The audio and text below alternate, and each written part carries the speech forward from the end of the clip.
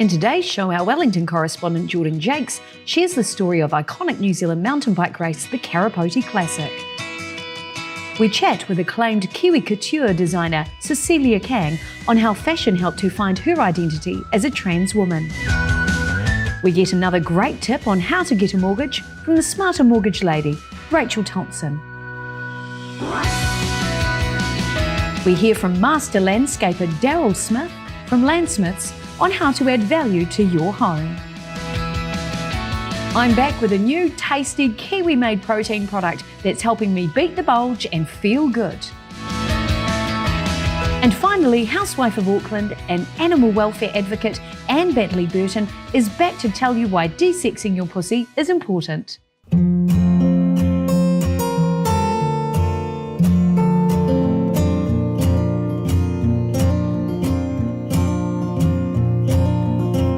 Created over 35 years ago, the Karapoti Classic is New Zealand's original and toughest mountain bike race.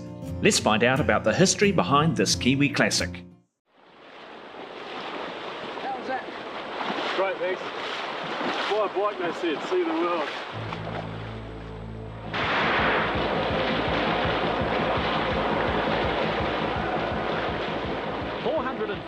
Athletes face the start. I put an ad in the National magazine, full-page ad, saying I was organising the National Mountain Bike Champs, although back then it was called the New Zealand Off-Road Championships. And I had no authority to call it the New Zealand Champs, but nobody else was in charge of mountain biking because it wasn't a thing. We had 45 people from around the country come, and then it grew every year by about 20% just because it was such a quintessential expression of a mountain bike adventure.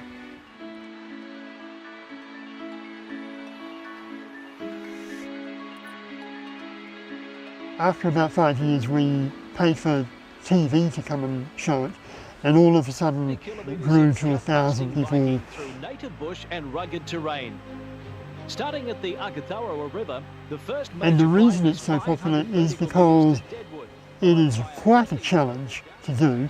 It's also really enjoyable. So it's hard and rewarding as well. 2 hours and 33 minutes after crossing the Akataurawa River. So everyone who finishes it has a great sense of personal achievement and relief that it's over, and they have stories about the hill climbs and the downhills and the mud and the rocks and the punctures and all the dramas. They all have stories. The first two winners of the Karapoti in 1986 rode the course with backpacks and bike carriers. The equipment may have changed, but the spirit of those days remained. For the first 5 years we organised the event and made no money. Whatever money came in was spent on paying for services and bits and pieces. So it was totally a labour of love. It was a non-profit experience. After we'd been doing it about 15 years, it became less interesting for us, which is why after 17 years we sold it to Michael, who revived it, and we're really happy that happened. 25 in the world. It's got the two sides. It's the race that everybody wants to win in terms of the elite riders, but for the average person, it's the race that every mountain biker wants to sort of mark off at least once. Yeah, I'm Michael Jakes, been organising the Karapoti Classic since 2002. So I've been organising it for 18 odd years. Been organising events all my life really, just always been a keen runner and mountain biker and cyclist and triathlete and things like that. And yeah, eventually you get into organising these things, or some people do. Let's kick things off tonight with New Zealand's biggest mountain bike race, which is celebrating its 21st birthday. Yeah, you've got to change with the times. When the internet era came in the sort of late 90s, etc., you know, Karapoti was one of the first events to have a website. We were literally the first event in the country to have online entry. You know, one of the first events to take up electronic timing, where the event's timed via electronic chips. Yeah, and we just have to keep moving with those times and keep up, because that's the only way you'll keep the new generation of people, of riders coming into the sport.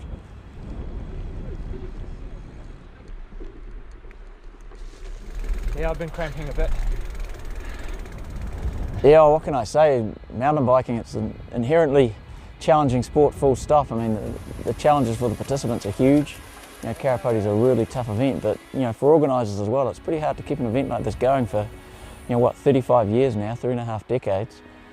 Other years we've had, 2012 in fact, we had a flood that nearly cancelled the race, and we postponed it and came back 2 weeks later and ran it again. The race has got 4 or 5 quite big river crossings that people have to wade across with their shoulders held on their bikes and stuff, and so it was just too dangerous that year to run the event, just an unseasonal flood. When we took it over in 2002, the event was costing about $25,000 a year to organise. Last year for the 35th anniversary event, it cost about $75,000. So, in less than 20 years, the costs have gone up 200%. But unfortunately in that time, what people are willing to pay to do an event and what sponsors are willing to pay to get exposure out of the event hasn't really changed that much. And so, we have to find new income streams and keep people coming into the event, and those are the sorts of challenges every year.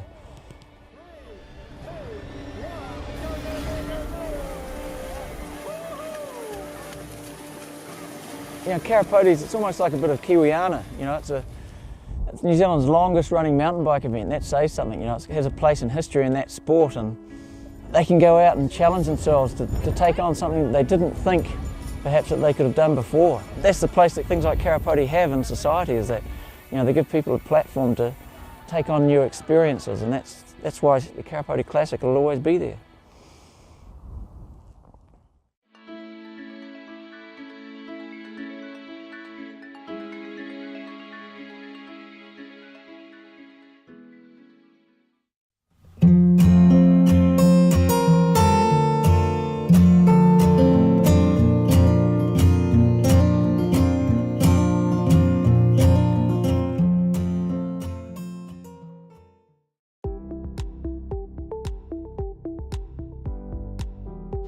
Hi, I'm Rachel Thompson, the Smarter Mortgage Lady. I'm a financial advisor, and one of the things I love is getting people into their own place to call home. When people come to discuss their mortgage options with me, here are the questions I need answered to be able to provide accurate advice. What is the purchase price of the property that you're interested in? How much deposit do you have, and where is it coming from? Is it from KiwiSaver or your savings? Do you have any equity in existing properties? How much do you need to borrow? And finally, what is your income? Is it from salary or self-employment?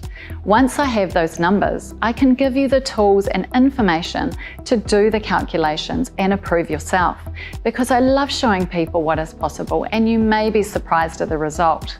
I know that once you understand how to do the calculations, you might even set new goals for yourself and achieve more than you thought possible.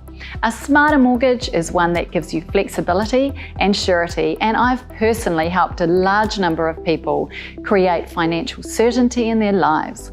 To kickstart your journey, download my resource tools so you can start getting an idea of where your numbers are at. Then let's talk.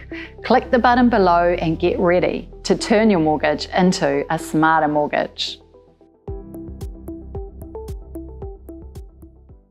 Cecilia Kang is one of New Zealand's leading designers of couture wear and has been featured in magazines around the world. We recently sat with her to find out more about how fashion helped her find her identity as a trans woman in the world. I grew up in Auckland, New Zealand, and I came to New Zealand when I was 10 years old. So I migrated to New Zealand when I was quite young, when I was a primary school student.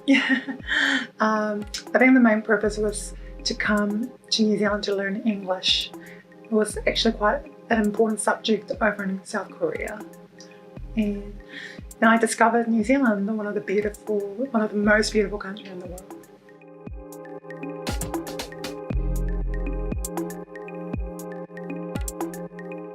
I was a boy, and I had to kind of discover my identity through the years. I think I was actually quite feminine when I was, when I was a boy, when I was a kid, and it was a kind of hard for me to discover who I am, you know, going through a lot of things in my childhood days and at school, and yeah, it was really hard, you know, as a trans woman.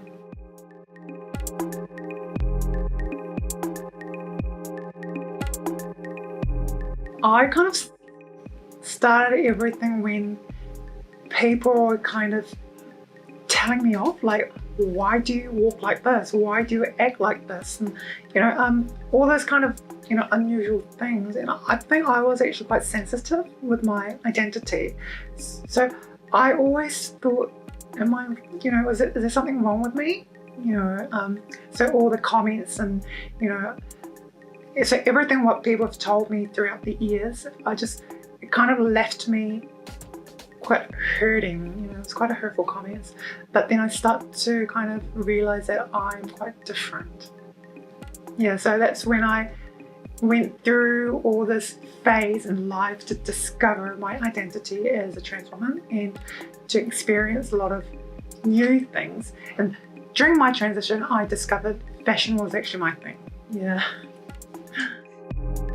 As a trans woman, I actually went out and hang out with a lot of, you know, LGBT community people, and I actually came across a lot of different drag shows and the flamboyant lifestyle of the LGBT community during the weekends, and when I actually saw some of the drag shows, that's when I realized I actually want to make some fabulous garments. It just brought my attention, and that's when I actually thought, oh my god, I need to start making dresses.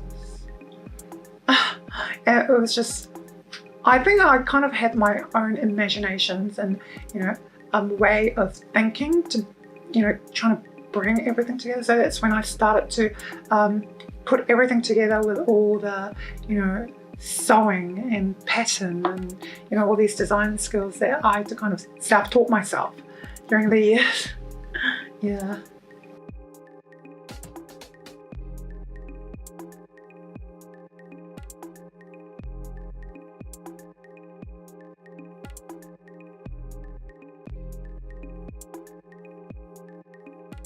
I always wanted to create everything by myself from scratch. And, you know, from drawing, patterning and designing and sewing. And I think the whole process kind of gave me hope and love that what I wanted to do. And when you see a finished garment, I kind of had like big accomplishment about how I, you know, made certain garments by myself. I think that's why I loved, you know, getting into couture. Yeah, about probably like just, I love the details of, you know, the couture, you know, the couture of fashion, and it's just the colors and different sorts of things that drew into couture, yeah, drew me into couture.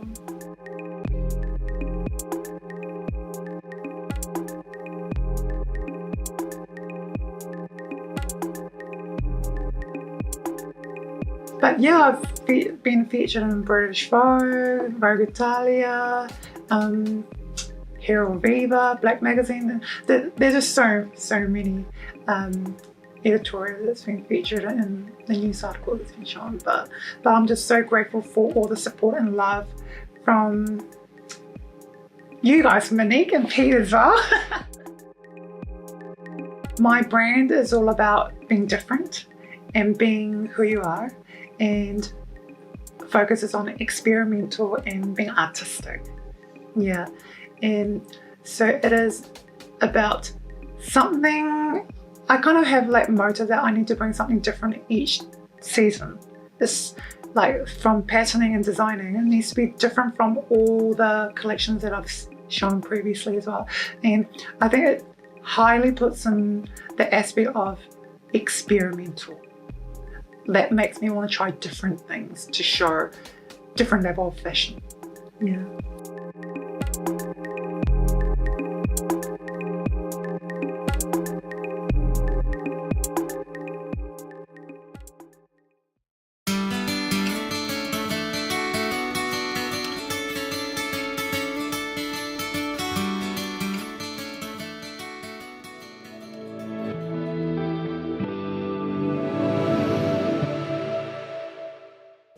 G'day and welcome to my outdoor space. I live in this garden, Kiwis like to live in their garden, so we're going to talk today about the 3 things that you can best do to increase the value of your home. Tip number 1, level up your backyard. Look at your section, it's typically on a slope. You can level it up, it doesn't necessarily have to cost that much. We call it a cut and tuck. Take a bit from here, put it over here, little baby retaining wall. You've now got a level playing field. Best way to increase the usability of your backyard. Tip number 2 would have to be creating some privacy. Create your little space, you know. Look over the fence. If you don't like the look, put up a great big hedge. If you want some shade, put up a specimen tree. Cut it all out, make it how you want it, create some space, create some privacy. You can do what you want. No one's going to know. You just created a bit of value for your garden. Tip number 3 is to create some street appeal. Stand back on the other side of the road, look at your house, pick up the lines, pick up the slope of the land or your weatherboard lines, create a hedge line, create a fence line, create some street appeal. You can do it with planting, you drive in, you created some tropical, subtropical gardens, some specific planting, you just created some more value really simply. It sounds really easy to put all this together. It's not actually. You need a lot of experience. I've got that. I've got the knowledge. I'd love to come and see you. I can help you put it all together.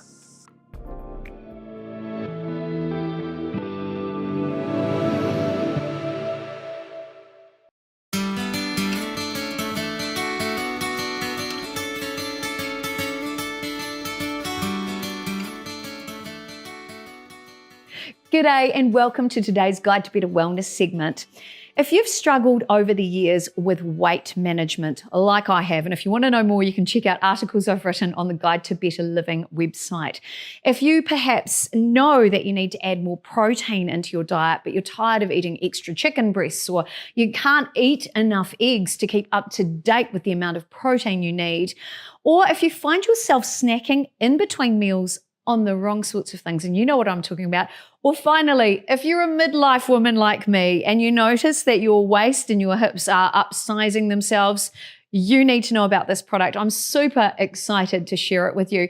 This is the amazing Black Currant Blast. It's a protein punch drink from the team here at Protein Punch, made here in New Zealand. The great thing for you, good source of vitamin C, loaded with antioxidants, low in sugar, and every drink gives you 20 grams of protein. So if you're looking for an excuse to eat something or drink something that tastes a bit treaty, but you want to do something to support your well-being as well, this product is a great place to start. So before I show you how easy it is to make Protein Punch, let's take a look at some of the product details so you can find out if it's the right product for you. This is the amazing Black Currant Blast drink from the incredible team made here in New Zealand, Protein Punch. You're going to love it. Who is this product for? If you are super busy like me, if you're tired of eating meat, if you're tired of plant-based proteins or shakes, and if you're interested in weight management, this product is for you.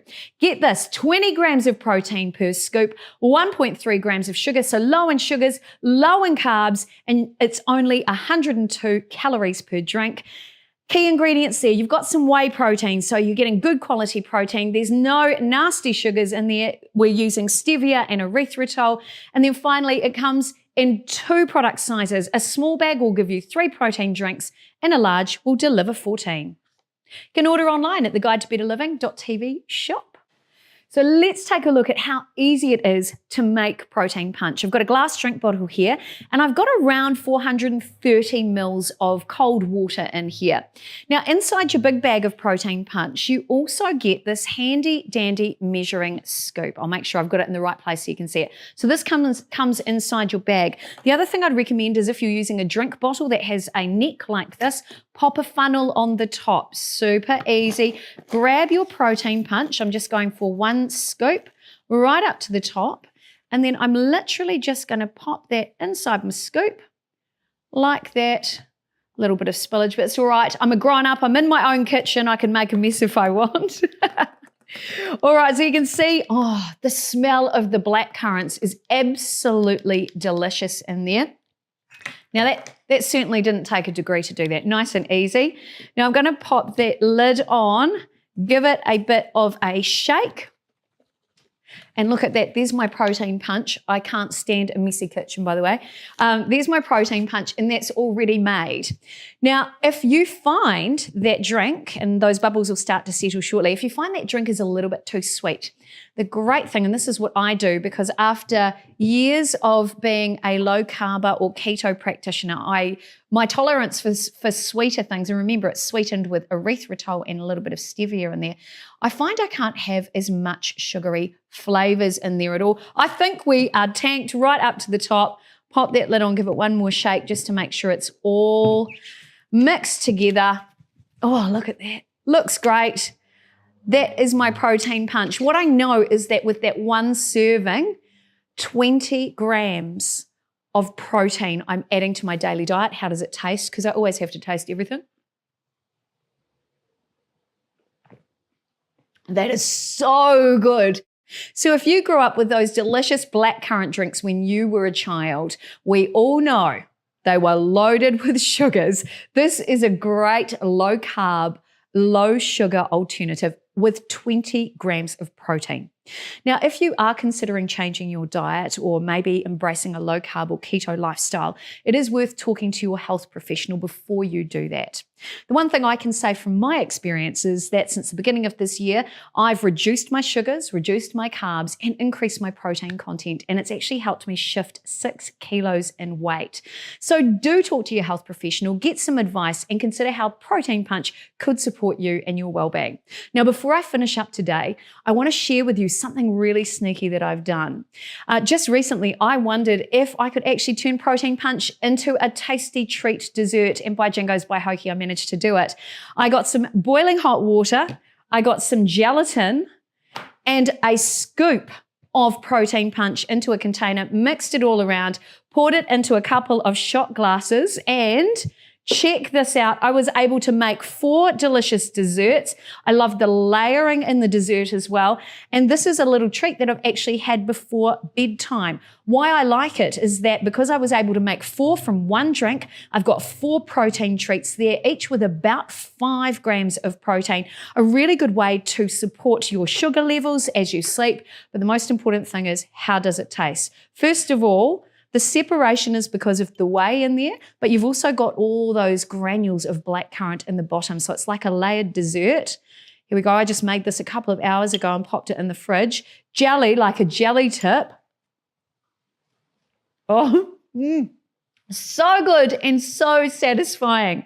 So when you head to guidetobetterliving.tv/shop and order yours, make sure you send us a message and I'll send you back the recipe for this delicious treat. So before we finish up, it's so good. Let's take a quick look at the product specs so you can decide if Protein Punch could be a good addition to your daily diet. Here we have it, Protein Punch. It's Blackcurrant Blast. If you love those tasty blackcurrant drinks of your childhood, this is a great way to have all of that yumminess without the sugar and without the carbs. Who is this product for? Everyone. If you're a low carber, if you're a keto lifestyle, or anyone who wants to add more antioxidants to their diet, this is for you. The nutritional information, check it out. 20 grams of protein per drink, 1.3 grams of sugar. Check out the low carbs and only 102 calories. This is a great afternoon snack. Key ingredients, whey protein, some lovely plant sweeteners, freeze-dried organic blackcurrants, and natural preservatives. The product comes in 2 sizes. You can get 3 drinks from a small bag or 14 drinks per large bag. Well, there you have it, Protein Punch. I have been drinking this every day, particularly around 3 o'clock in the afternoon when I'm tempted to get a treat out of the pantry. This is the only treat I need. It's got the sweetness of blackcurrants and plant sugars. You've got all the greatness that protein brings by adding goodness back into your body. You've got the antioxidants from blackcurrants, and even better, it tastes magnificent. So what are you waiting for? Head to guidetobetterliving.tv/shop and order yours now. Better wellness.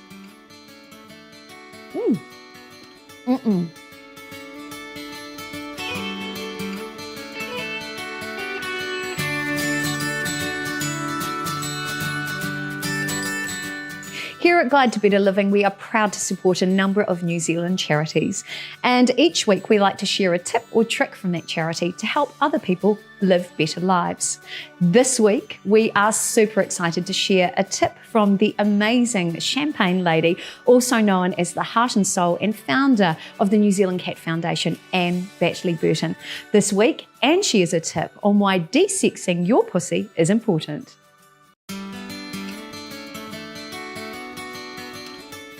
Monique, hi, here we are again. I've got a glass of champagne, I hope you have.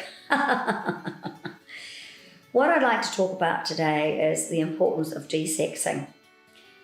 Sadly, in New Zealand and in many other countries, so many people have not taken responsibility for their cats. And because of that, there's a huge proliferation of unwanted cats and kittens in our community. This is not only bad for the cats themselves, because of course they're out there trying to fend for themselves. You know about that, don't you, guys? It's not only terrible for the cats themselves, but it's also become an issue for a lot of people in the community.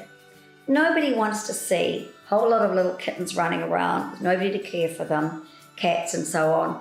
And with all the conservation issues that we have in New Zealand, the concern over native birds and so on, there's a lot of people who are not happy with these cats running around.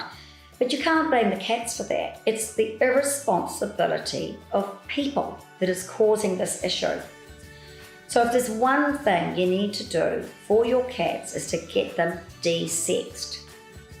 Now, there's been a huge amount of work done by the SPCA and by rescue organisations such as my charity, the New Zealand Cat Foundation, and there's lots of other rescue organisations out there like the Community Cat Coalition, of which we're a member. These volunteers have been going out night after night on the streets, trapping and de-sexing and microchipping, vaccinating, etc., cats and kittens and trying to rehome them. But during COVID, it's become an even more serious issue because there's a huge shortage of vets because of all the lockdowns. De-sexing has not been considered important enough because, of course, there's animals there with serious injuries and health issues that have taken precedence, with the result that a lot of the rescue organisations haven't been able to get vet time to get cats de-sexed. This is going to cause a proliferation of cats in the community, and as I say, it's not the cat's problem. So please, if you've got a cat, do your best, get it de-sexed. Terribly important. And if you'd like to help our work, please visit the nzcatfoundation.org.nz and click donate.